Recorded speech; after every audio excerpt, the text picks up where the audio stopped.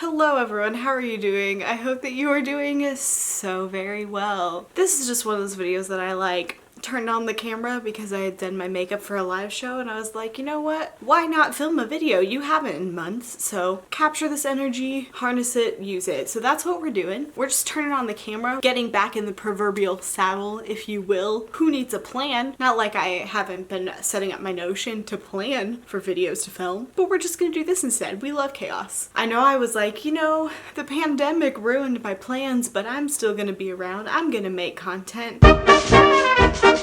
That did not happen, as you well know. I've been on all my other platforms, mostly on Twitter, just like chatting away. Been on Instagram a little bit, but for the most part, I've been dead silent because I just don't have a lot to say and I want to make content, but I was really, honestly, just not doing well mentally in the pandemic times. Now we're here, we're back. More life changes have been thrust upon me since we last spoke. I got a new job and I moved to a different city.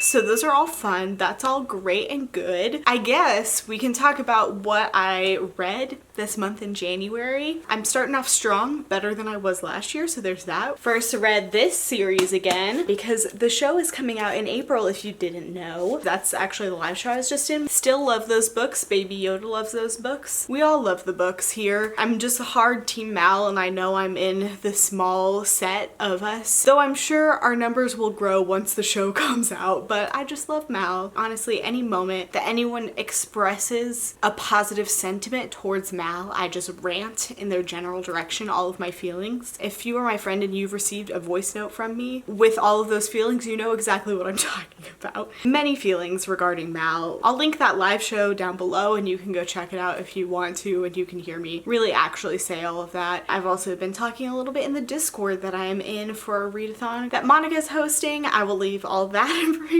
down below. Many things to catch you up on, I know. Starting off by giving really vague information about the books I'm reading. Love that for us. The world of Shadow and Bone is so interesting to me and I have such high hopes for the show and I don't want them to be crushed. I want it to go so well and Lee has expressed her love for it and her appreciation for the writers and everything and I'm like, this all bodes so well that I am hoping that I will not be crushingly disappointed. Another book to mention is The Invisible Life of Addie LaRue. I didn't read this month, but I did finish at the very end of December. It's so magical and like the prose is so beautiful and the concept is so interesting and it's also just wholly devastating. I remember texting Paige when I was reading it like, wow, this is really sad, and she was like, doesn't get happier. That's the theme of this book. But it's so beautiful and I know everyone is ranting and raving about how good this is, but they're all right. It is.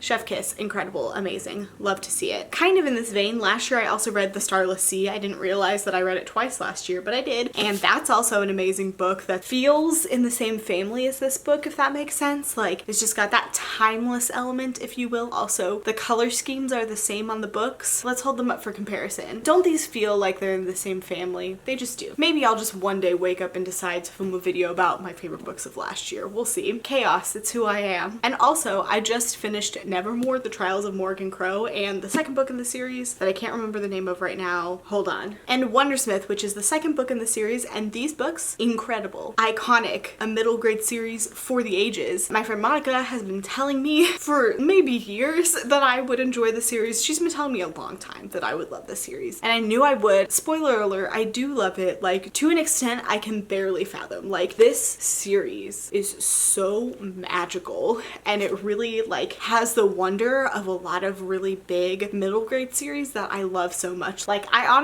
put it on the level of a Percy Jackson series. Like, if that tells you anything, like, it is up there. We're apparently getting 9 books in the series, which I'm amped for, but there's only 3 out right now and I'm about to go start the 3rd one after I film this video. The hints that it's gonna get darker and there's gonna be bigger conflict and more things happening, it's all there. The like fantastical, whimsical nature of it, it's incredible, it's iconic. If you have seen this book around and been on the fence about it, let me tell you, read it now. Don't be me. Don't wait to read it. It's so good. There are a couple books that I will just like silently scream over. I just finished The House in the Cerulean Sea at the end of last year as well. I think that might have been my last book that I read of last year, if it wasn't Addie LaRue. One of those two was the last book that I read. I was like silent screaming about how good that book was. It's literally listening to the audiobook and things would happen and I would go just like that, exactly like that while I was reading. I'm not exaggerating, that's what I did. But this is in that same category, but like multiple books, and it just keeps getting better, and I cannot freaking wait to read the third book. Like, I'm already thinking about that's what I'm doing now. It's incredible. Read the series, please. That's this whole video, is just read this series. Other media I've been consuming, I have been watching WandaVision. If you've been watching WandaVision, like, let's talk about it in the comments. Mark your post for spoilers though. Don't be that person. But that show is wild. I've been watching The Imposters on recommendation from my sister, which is really interesting as well. I've been watching season 2 of The Politician, many random shows. If you have recommendations, feel free to leave them down below. What other things am I doing right now? I got a Nintendo Switch and I've been doing a lot of playing games on that. I've been playing a lot of Stardew Valley. Also been playing a lot of Codenames Online. Just a lot of fun gaming things. Because I don't leave my apartment because we're in a pandemic, that's like my one social outing, is like playing games online with my friends, and that's great. I also watched Blackpink the show last night, and that was incredible and iconic. So good. Chef kiss. I feel like I don't really have much to talk about, so I guess this is kind of a January wrap up in a way. And I do want to have some more regular time talking to you guys about books again. I want to do some Enneagram book character videos maybe. I don't know. We'll see. I have ideas. Don't know if any of them will actually flesh out, happen, but if you have something you really want to see from me, I guess leave it in the comments. Would love to see your comments and talk to y'all, because I know it's been a minute. I'm not good at this whole thing. Spending too much time on TikTok and not actually creating anything, just consuming a lot of content. But we're trying to change that in 2021. We're trying to be better. Thank you so much for watching this video and all its chaos, and I will see you next time. Bye.